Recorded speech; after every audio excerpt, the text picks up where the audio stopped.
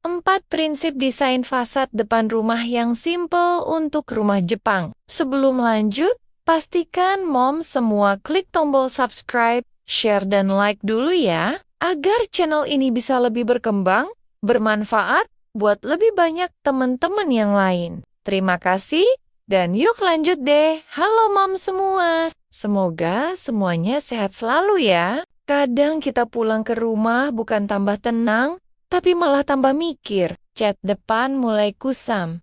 Bentuknya makin terasa ramai, belum masuk rumah kepala sudah penuh duluan. Padahal, rumah itu harusnya jadi tempat narik napas, bukan tempat nambah tekanan batin.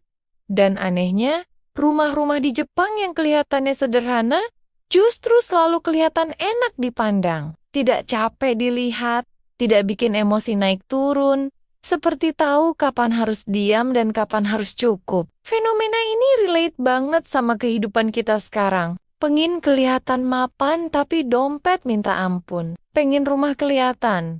Wah, tapi waktu dan tenaga sudah habis buat urusan dapur, anak dan drama hidup harian. Akhirnya fasad rumah jadi simbol ambisi yang capek sendiri. Terlalu banyak mau, terlalu sedikit tenang. Dan ujung-ujungnya rumah tidak lagi jadi tempat pulang, tapi cuma bangunan yang harus dirawat sambil mengeluh pelan. Makanya pembahasan soal fasad rumah Jepang ini penting banget. Bukan karena soal gaya atau tren, tapi karena di balik tampilannya yang simple, ada cara berpikir yang lebih waras, lebih manusiawi, dan lebih sayang sama penghuninya. Ini bukan soal arsitektur doang, tapi soal bagaimana rumah bisa berhenti jadi beban emosional dan mulai jadi sekutu kita di tengah hidup yang sudah ribet tanpa perlu ditambah ribet lagi. Prinsip pertama itu soal fasad rumah Jepang yang tidak berisik secara visual. Dia tidak teriak minta diperhatikan.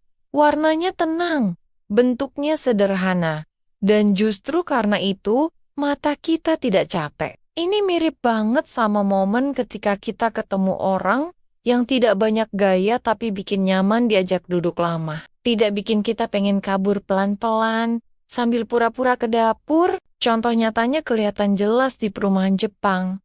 Satu deret rumah bisa kelihatan kalem, walau beda desain, karena tidak ada yang saling sikut. Soal siapa paling mencolok. Tidak ada fasad yang kayak ngomel keras-keras minta dilihat. Dan efeknya lingkungan jadi damai.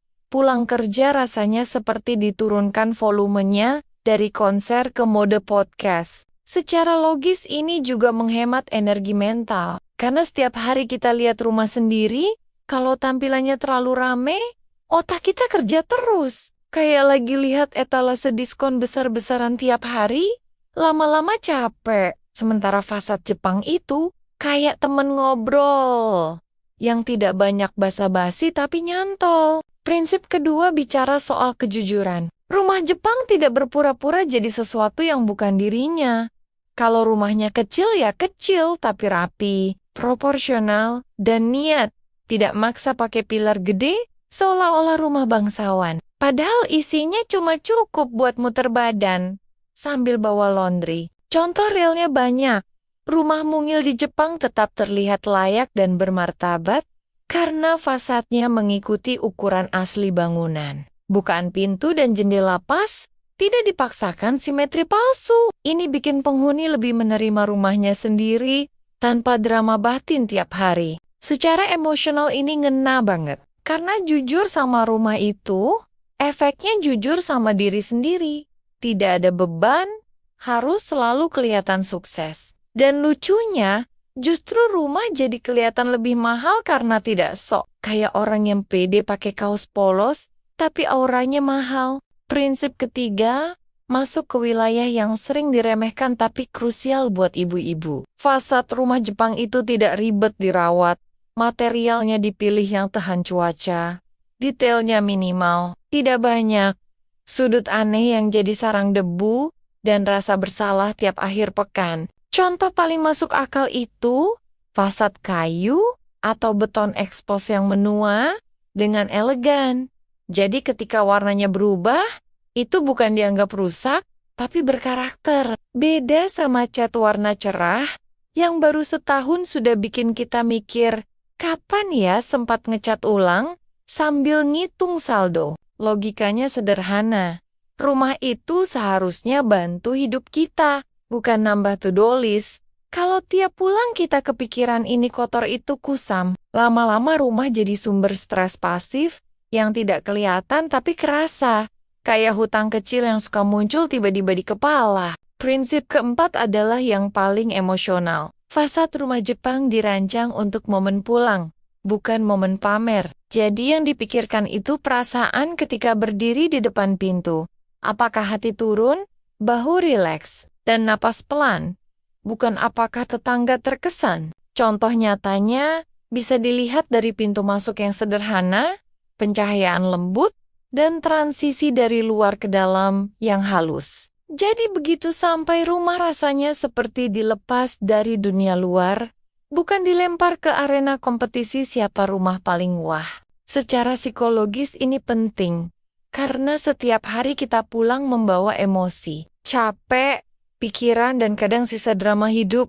Fasad yang tenang itu seperti bilang pelan, "Sudah, kamu aman di sini." Dan jujur saja, itu lebih berharga dari ornamen mahal. Kalau dipikir logis, rumah yang bikin kita betah pulang lebih cepat itu dampaknya ke keluarga besar. Waktu kumpul lebih banyak, emosi lebih stabil, dan konflik kecil tidak gampang meledak. Karena suasana dasarnya sudah ditenangkan sejak kita menginjak halaman. Dan di titik ini, aku selalu ketawa sendiri. Karena rumah Jepang itu kelihatannya sederhana. Tapi ternyata niatnya dalam, tidak ribet, tidak lebay, tapi mikir jauh ke kesehatan mental penghuninya. Sementara kita sering kebalik, rumahnya ribet, tapi penghuninya yang harus menyesuaikan. Pada akhirnya, rumah itu bukan soal menang gaya atau kalah tren, tapi soal siapa yang paling cepat merasa tenang saat sampai di depan pintu. Karena hidup sudah cukup ribut tanpa perlu fasad yang ikut berisik.